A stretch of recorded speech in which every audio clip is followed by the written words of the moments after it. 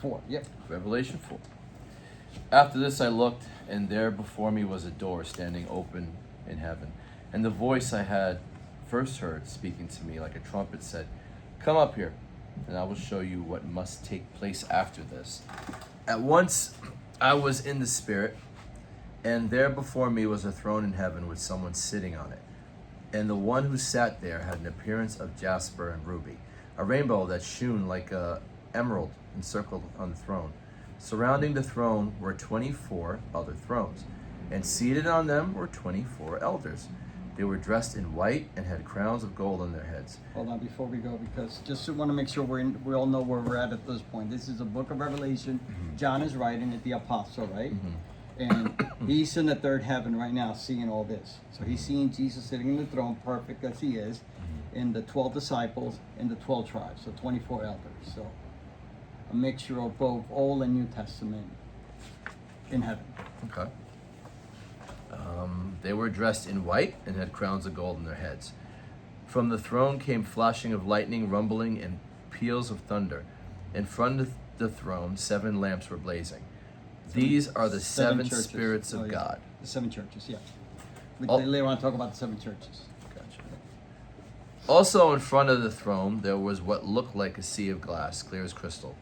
In the center around the throne were 4 living creatures, and they were covered with eyes from front to back. The first living creature was like a lion.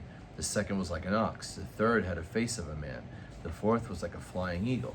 Each of the 4 living creatures had 6 wings and was covered with eyes all around, even under its wings. Day and night, they never stopped saying, "Holy, holy, holy is the Lord God Almighty, who was and is to come." Those are the same cherubims that we saw in Isaiah. Gotcha. All right? So now we're going to go to Ezekiel 10. Ezekiel 10. God's glory departs from the temple. I looked and I saw the likeness of a throne of lapis lazuli above the vault that was over the heads of the cherubim. The Lord said to the man clothed in linen, "Go in amongst the wheels beneath the cherubim. Fill your hands with burning coals from amongst the cherubim and scatter them over the city." And as I watched, he went in. Now the cherubim was standing on the south side of the temple when the Lord went in, and a cloud filled the inner court. Then the glory of the Lord rose from above the cherubim and moved to the threshold of the temple. The cloud filled the temple, and the court was full of radiance of the glory of the Lord. The sound of the wings of the cherubim could be heard as far away as the outer court, like the voice of God Almighty when he speaks. When the Lord commanded the man in linen, "Take fire from amongst the wheels, from amongst the cherubim," the man went in and stood beside a wheel. Then one of the cherubim reached his hand out to the fire that was amongst them. He took up some of it and put it into the hands of the man in linen, who looked at it and went out. Under the wings of the cherubim could be seen what looked like human hands. I looked and I saw beside the cherubim 4 wheels, one beside each of the cherubim. The wheels sparkled like topaz. As for their appearance, the 4 of them looked alike. Each was like a wheel intersecting a wheel. As they moved, they would go in any of the 4 directions the cherubim faced. The wheels did not turn about as the cherubim went. The cherubim went in whatever direction they had faced without turning as they went. The entire bodies, including their backs, their hands, their wings, were completely full of eyes, as were the 4 wheels. I heard the wheels being called the whirling wheels. Each of the cherubim had 4 faces. One face that of a cherubim, second the face of a human being, the third the face of a lion, the fourth the face of an eagle. And the cherubim rose upward, and they were living creatures I had seen by the Kebla River. When the cherubim moved, the wheels beside them moved. And when the cherubim spread their wings to rise from the ground, the wheels did not leave their side. When the cherubim stood still, they also stood still. When the cherubim rose, they rose with them, because the spirit of the living creatures was with them. Then the glory of the Lord departed from over the threshold of the temple and stopped above the cherubim. While I watched, the cherubim spread their wings and rose from the ground, and as they went, the wheels went with them. They stopped at the entrance of the east gate of the Lord's house, and the glory of God of Israel was above them. These were the living creatures I have seen beneath the God of Israel by Kebla River. I realized they were cherubim. Each had 4 faces and 4 wings, and under the 4 wings was what looked like human hands. Their faces had the same appearance as those I have seen by the Keblar River. Each went straight ahead. Wow. It's a lot. They're horrible. They sound very confusing. They're horrible. They're scary looking. But he loves them, and they worship him. Definitely art. It is amazing. But we have an idea, especially cherubims. You know what we think? Valentine's Day. The little cherubs. Little cutie thing? Nah. Yeah. These are huge Cherubs. monster things. Little creepy ones from The Haunting. Yeah, no. Remember that this is, 2000 movie? wow. Let's go look at Psalm 18. Psalm 18. In my distress I called to the Lord. I cried to my God for help. From his temple he heard my voice. My cry came before him into his ears. The earth trembled and quaked, and the foundations of the mountain shook. They trembled because he was angry. Smoke rose from his nostrils. Consuming fire came from his mouth. Burning coals blazed out. He parted the heavens and came down. Dark clouds were under his feet. He mounted the cherubim and flew. Mounted, meaning he rode it. He wrote it. That's going to be interesting later on. I gotta remember this. Hmm. You ride the angels. Wow. Hold on. He soared in the wings of the wind. He made darkness his covering, his canopy around him, the dark rain clouds of the sky. So this is David talking about what he saw. Hmm. But he flew on the cherubim. He mounted it. He mounted it and flew on it. Is this the one with the wheels spinning? Yeah. So I wonder where he sat. Well, then again, I mean, Between the It's- shoulders. it's heaven, between, so yeah. technically the rules don't apply like here, right? Yeah, no, but So, it's interesting. important to know that he mounted the angel. There's a reason why I'm saying this now. It's going to come into the teaching later. Ezekiel. Yep. Ezekiel 28. The word of the Lord came to me, Son of man, take up a lament concerning the king of Tyre, and say to him, this is what the sovereign Lord says. You were the seal of perfection, full of wisdom and perfect in beauty. You were in Eden, the garden of God. Every precious stone adorned you. Cornelian crystal and emerald topaz, onyx and jasper, lapis lazuli, turquoise and beryl. Your setting and mountings were made of gold. On the day you were created, they were prepared. You were anointed as a guardian cherub, for so I have ordained you. You were on the holy mount of God, walked amongst the fiery stones. You were blameless in your ways from the day you were created till wickedness was found in you. This is Lucifer. And Lucifer's his title, by the way. That's not his name. I just found that out recently. What was his name originally? Hallel. Superman? Like, Hallel? no, like Muslims. Oh, shoot. Hallel. Hal-E-L. Hallel. Like hello. So when we get to the angels and their names, Huh. you're going to find the most interesting thing. They all end with L. Hmm. Of God. Elohim. Halael. Gabriel. Raphael. Uriel. Wow. They're talking about Lucifer here, what we consider the devil, Lucifer, Hallel. It's a Jewish tradition, that's his name. I looked it up. I didn't. Lucifer's not his name, what's his title? Lucifer means morning star. Morning star. He was that beautiful. Wickedness was found in you. 15. 15. You were blameless in your ways from the day you were created till wickedness was found in you. Though your widespread trade, you were filled with violence, and you sinned. So I drove you in disgrace from the mount of God, and I expelled you, guardian cherub from amongst the fiery stones. Your heart became proud on account of your beauty. You were corrupted your wisdom because of your splendor. So I threw you to earth. I made a spectacle of you before the kings. By your many sins and dishonest trade, you have desecrated your sanctuaries. So I made a fire come out of you, and it consumed you, and I reduced you to ash on the ground in the sight of all you were watching. All the nations who knew you are appalled by you. You have come to a horrible end, and will be no more. And then later on in Revelation, he gets thrown into the lake of fire forever. But amazing. So all his beauty got burned away. So he's definitely not that beautiful today. I'm sure he doesn't look like we think he looks. Like the red. Like the red with the horns and the devil. That's our interpretation. But So who was the kings that he made spectacle of? you're amazing, bro. You're amazing. We don't know. It could be us. We're eternal.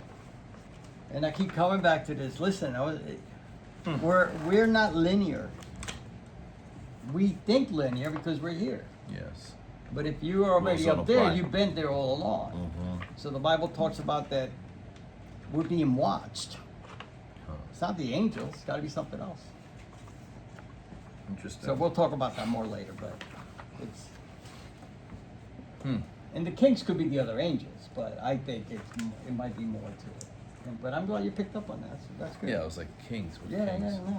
See, and this all takes place between, we talked about Genesis 1:1 and 1:2. Uh-huh. In the beginning, God created the heavens and the earth. Genesis 1:1.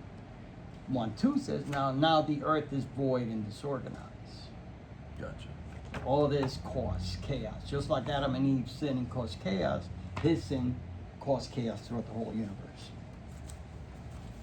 It was a cherub. So he looked like them originally, but more beautiful, had more stones. Yeah. Yeah, He had more special. drip. Yeah, he had. Exodus 25 pages Stuck. Okay. 16.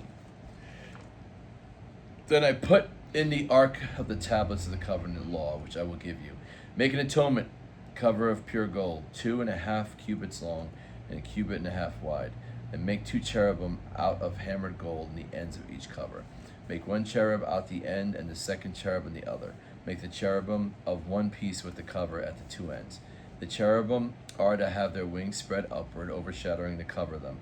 The cherubim are to face each other, looking towards the cover. Place the cover on top of the ark and put the ark of the tablets of the covenant law that I will give you. There, the cover between the 2 cherubim that are over the ark of the covenant law, I will meet with you and give you my commands for the Israelites. So these two just look like 2 men with 2 wings touching each other. So but like it's symbolism. Indiana Jones. Yeah, exactly like Indiana Yeah. Jones. That's where they got it from. Yeah. Sometimes I don't want to get into topics. But there were 2 angels on top of the covenant. Those are images. So people get confused a lot of times with the commandments. The commandment is you shall not have images of anything that's in heaven, earth, or the ocean and worship it. And the confusion comes where people think, because let's say you have a cross, you're not worshiping it, it's a symbolism. No. So you got to be careful because, I used to be real judgmental when I started back in the early 90s. And everybody was so wrong, and I looked at everything. And everything was a sin. Everybody was gonna go to hell. Thanks that I grew up. So, but there's also a lot of symbolisms. They just can't be worshipped. Yeah. And sometimes we worship things we don't realize. Some people worship movie stars, movies, cartoons, comics. So what would be your well, actually, the biblical term to worship something? What would be the best example? It's Is it above to God. put it above God? Above God, simple.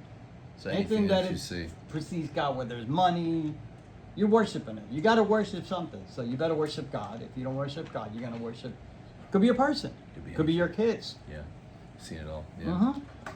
Because a lot of people think worship might be bowing No, down no, to no, something. no. It's when I you mean, exalt exalt something more than God, money, status, your marriage. Definitions are so important in the Bible, and that's our problem, most Christians. If you read the Bible and you read the word salvation, it doesn't always mean salvation from your spirit. There's salvation of your body, so you could die. So if you go sin and you start doing crack and smoking dope, and you're a Christian, but you could die. So salvation of the body. There's people who go crazy, so you need salvation of your mind. Renew your mind daily because.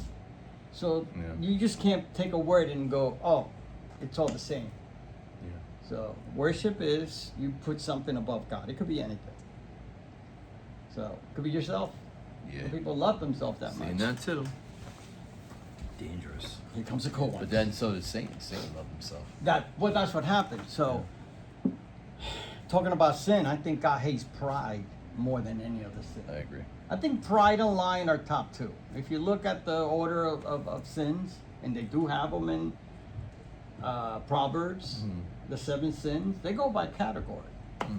So some people think one sin is worse and it's at the bottom, and the number one is pride, which you already have, and you think you're better than the next guy. Yeah. Because you're not doing what he's doing. You're worse. Yep. So You like your father, the devil. this is what I learned. You're going to be measured by the rod that you measure people with. Right?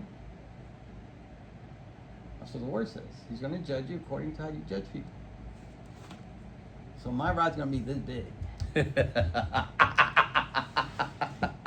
His rod. I ain't judging nobody. Do you? Yeah. Hey, listen, I agree. always tell people, Paul said it best.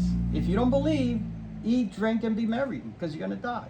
So There you enjoy go. yourself. Yeah. Don't waste your time. So this popped up in Bible study at Firehouse. What's the difference between judging and the Bible does say correct your Yeah. your brother and sister, hold yourself accountable, hold the plank out of your own eye before you So what's the difference between I think judging it's and more of, oh my gosh, There's it has to be something self-righteous to important. it? No, but it has to be something important, and you better not go tell somebody to correct something that you're doing, yes, because you're being hypocritical. 100%. So just shut the heck up. yeah, Don't bring it up, because you're doing it too, and that happens a lot. Yeah. People like to judge and stuff there to feel better. So you feel better when you make somebody else feel bad. yes. So that's where you got to be careful. So what Listen, if somebody's doing something wrong, tell them. And love, go, hey, listen, man, I think you're smoking tonight. That's not good for you. Yeah. Okay? do you think there's like a higher respect for someone that pulls the plank or pulling, because I don't believe we ever pull it out. Yeah. That's someone that actually says, hey, I'm this. So when you do come correct to somebody, they know that you're constantly saying, well, this is what I'm guilty of, is what God's Listen, helping me with. I'm getting so old that I don't want to correct anybody anymore. Yeah. Yeah. Like we're teaching now. This is my correction. If you hear something you like, keep it. Mhm. If you don't like it, keep moving it. Don't let it bother you. But for me to go around telling people how to live their lives when my life is not where it should be, very hypocritical. And we love that. And I realized that a long time ago that we like to point our fingers at people to make them feel bad because it makes us feel good. Why not make everybody feel good? Why not take them out like... I know what you're saying, and like I said, when I started, I was very judgmental. Oh, you're smoking. Were you oh, ever you're doing drinking. this, or you were just doing this? I was doing both. Mm. And I thought I was holy than everybody, by the way. I really was living a life where I was making sure I was not stepping on cracks in the sidewalk. I would go, oh, I'm a believer. I can't do that. So I thought I was better than everybody, and I really wasn't. I was as bad as everybody else. I just hid it better. So you were hiding it. Yeah, No, when I some say stuff. this, Everybody- it's more, you're not hiding it. You're holding yourself Oh, accountable. I wasn't doing what for you were everything. doing, so I was judging for what you were doing, but I wasn't judging myself for what I was doing. But what if you were judging yourself for what you were doing? Oh, then you wouldn't judge anybody else because you should be concerned with yourself, which is most of our problems. We're concerned more with other people's problems and what they're doing than with ours. It doesn't help you. You're not helping them. Maybe you're an example and they could look up to you and be better. You know, it's just a Live tough by one. example. It's a you know. tough one. I mean, but I have definitely learned not to judge people in any shape or form. Understand. The older I'm getting, I realize certain things people do is not their fault. It's the way they were raised. It's trauma. It's. And I had this real nice conversation with my nephew's best friend, Mark, and we're talking about.